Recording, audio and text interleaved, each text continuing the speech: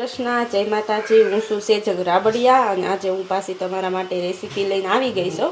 રેસીપીમાં આપણે બનાવવાની છે શાક સાપરી। તો પહેલાં આપણે છે ને સાપરી બનાવવાની છે।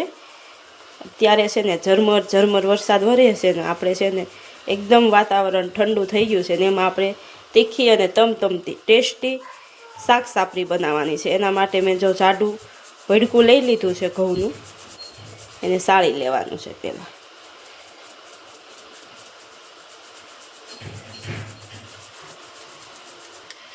જો આપણે એટલો લોટ સાળી અને કમ્પ્લીટ કરીને લઈ લીધો છે। હવે આપણે આ ભડકામાં છે ને તેલનું મોણ દેવાનું છે। મોણનું પ્રમાણ આપણે છે ને વધારે રાખવાનું છે, નકર મોણ ઓછું થાય ને તો આપણી સાપરી છે ને એકદમ કઠણ થઈ જાય ને કોઈ રીતે એનો ભૂકો નહીં થાય।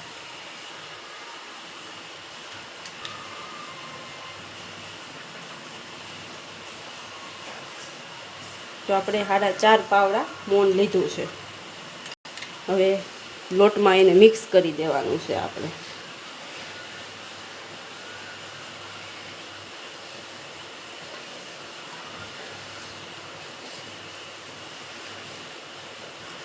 આ રીતનું છે ને આપણે એને મિક્સ કરી દેવું।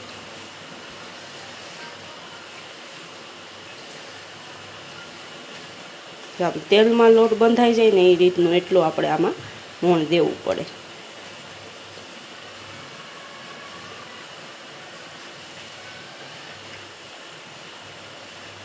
તો એકદમ આપણું ભડકું છે ને તેલથી આખું પચપચી ગયું છે, પલળી ગયું છે।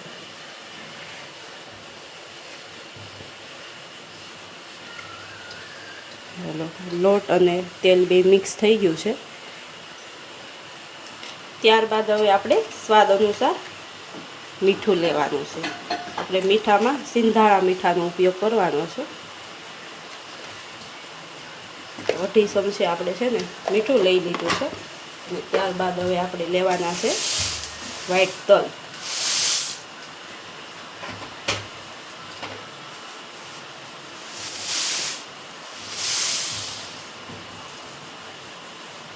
તો એટલા આપણે વ્હાઈટ તલ લઈ લીધા છે। હવે એને આપણે પાછું મિક્સ કરી દેવાનું છે।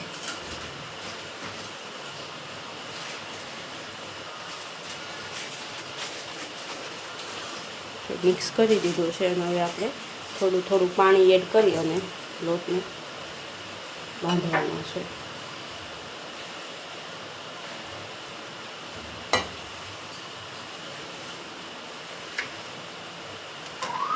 જો કંઈક આ રીતનો આપણે છે ને લોટ બાંધવાનો છે, એકદમ કઠણય નહીં અને એકદમ ઢીલોય નહીં। જો આ રીતનો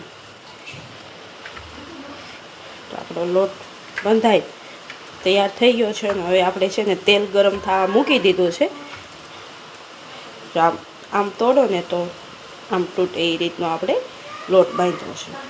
તેલ ગરમ થઈ જાય એટલે આપણે સાપરી તળવાનું શરૂઆત કરી દઈએ। જો આપણું તેલ ગરમ થાય ને ત્યાં સુધીમાં આપણે છે ને સાપરી બનાવી લઈએ।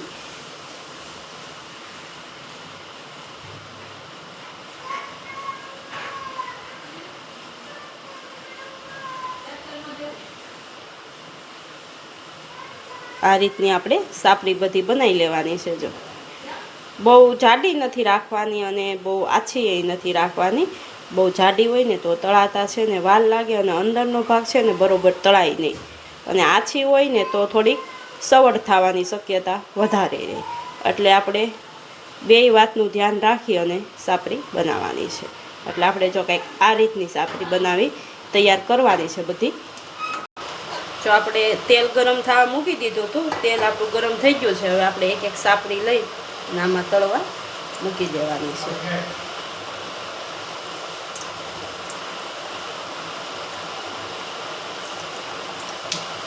બહુ ગેસ ફૂલે નહીં અને ગેસ ધીમોય નહીં એ રીતનું ગેસ રાખી અને આપણે આને તળાવવા દેવાનું છે, એટલે એકદમ અંદર છે ને તળાઈ જાય। હવે એક બાજુનો ભાગ આપણો તળાઈ ગયો છે, એને પલટાઈ નાખવાનો છે કંઈક આ રીતે। આપણે તળાતા કંઈક આવી થાય આપણી સાપરી।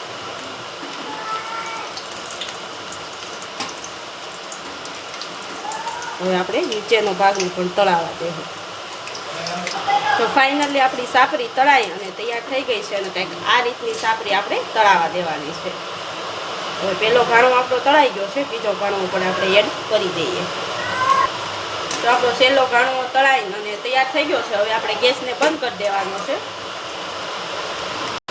તો બધી સાપરી આપણી તળાઈ ગઈ છે અને સાપરી તળાતા કંઈક આ રીતની થઈ છે. અને હવે આપણે સાપરીને ઠંડી કરવા મૂકી દેવાની છે. આપણે 1 કલાક અગાઉ છે ને તળી લીધી છે એટલે એકદમ ઠંડી થઈ જાય.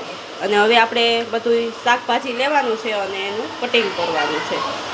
અને શાકભાજી પણ જો આપણે તૈયાર કરી લીધું હતું.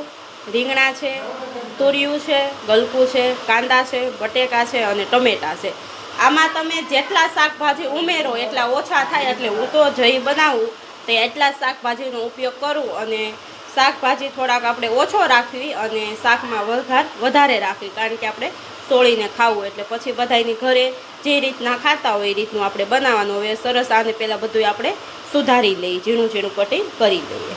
આપણે આંધણ ઉકળવા મૂકી દીધું હતું અને આંધણ આપણું ઉકળી ગયું છે મીઠું નાખીને. અને હવે જો આપણું શાકભાજી બધું કટિંગ થઈ ગયું છે એટલે પહેલાં આપણે બાફી લેવાનું છે.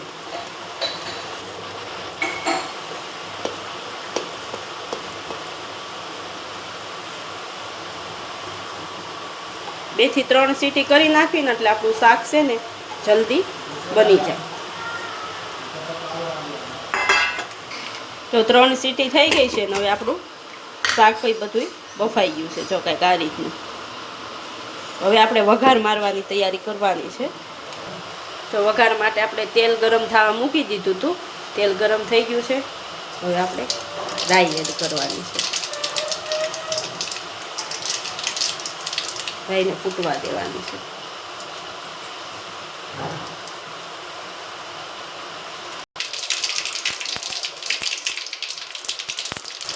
તો આપણી રાઈ બધી ફૂટી ગઈ છે. હવે આપણે આખું જીરું લેવાનું છે.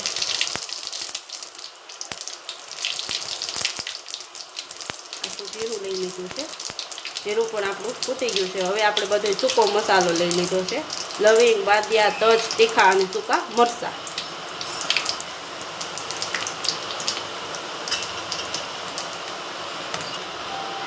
તો હવે લવિંગ નહીં ફૂટી ગયું છે. હવે આપણે આદુ, મરચી અને લસણની પેસ્ટ લઈ લીધી છે.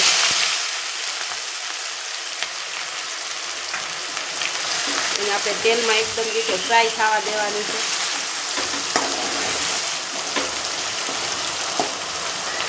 તો આપણે આને 1 થી 2 મિનિટ છે ને તેલમાં ફ્રાય થવા દીધું છે.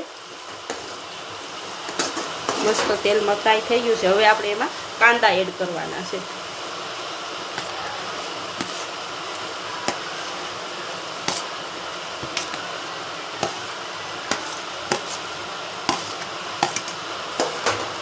હવે પહેલાં આપણે છે ને કાંદાને એકદમ ફ્રાય થઈ દેવાના.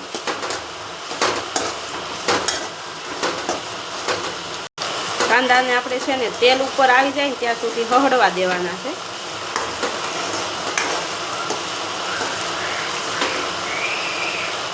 સ્વાદ અનુસાર આપણે મીઠું લઈ લેવાનું છે અને સરસ રીતે મિક્સ કરી દેવું.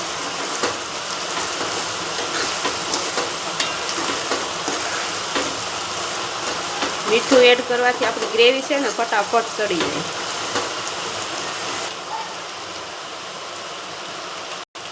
તો હવે આપણા કાંદા હળી ગયા છે. હવે આપણે ટમેટા એડ કરવાના છે.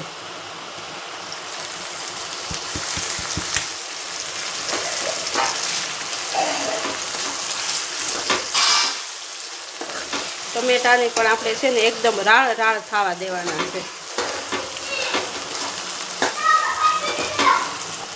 તો આપણા ટમેટા પણ હળી ગયા છે. મસ્ત જો તેલમાં આ રીતનું બધું મિક્સ થઈ ગયું છે. હવે આપણે મસાલા એડ કરવાના છે. હળદર પાવડર એડ કરીશું.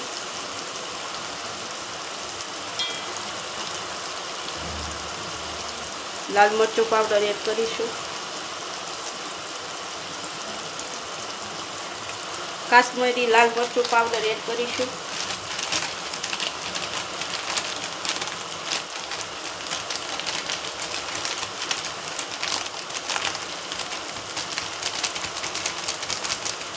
તો એટલું આપણે કાશ્મીરી લીધું છે. હવે મિક્સ કરી દઈશું.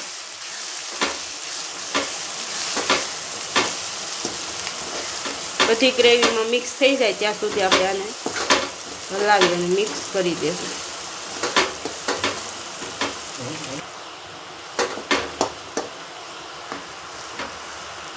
જો મસાલાથી ભરપૂર આપણી ગ્રેવી છે ને એકદમ બની તૈયાર થઈ ગઈ છે. હવે આપણે બધું શાકભાજી બાફ્યું હતું ને એ એમાં એડ કરવાનું છે. જે શાકભાજી આપણે બાફ્યું હતું ને એ પાણી હોતું જ આમાં આપણે એડ કરી દેવાનું છે. તો આપણે બધું શાકભાજી છે ને ગ્રેવીમાં એડ કરી દીધું છે. અને હવે આપણે છે ને શાકને ધીમા ગેસે પાકવા દેવાનું છે. અને આ રસો જે છે ને એને એકદમ આપણે ઘાટો થવા દેવાનો છે. 10 થી 15 મિનિટ આને છે ને આપણે એમને ઉકળવા દેવાનું છે.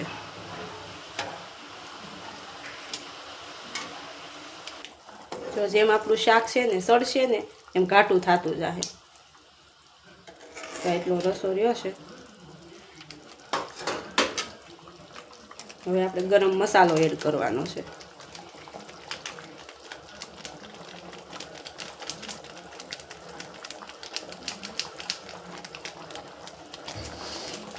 ગરમ મસાલો આપણું શાક છે ને તૈયાર થવા આવે ને તઈ એડ કરવાનો છે. મિક્સ કરી દઈએ.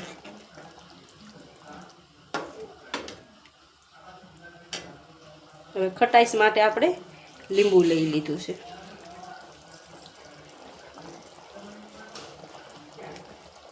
તો 1 નંગ આપણે લીંબુ લીધું છે. હવે મિક્સ કરી દઈએ.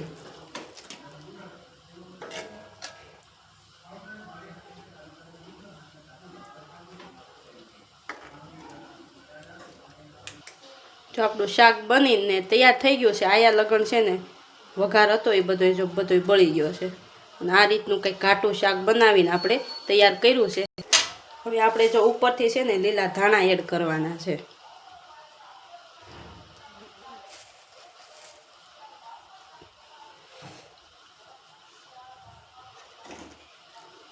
તો મિક્સ કરી દઈએ એટલે ધાણાની સ્મેલ છે ને આપણા શાકમાં બેસી જાય.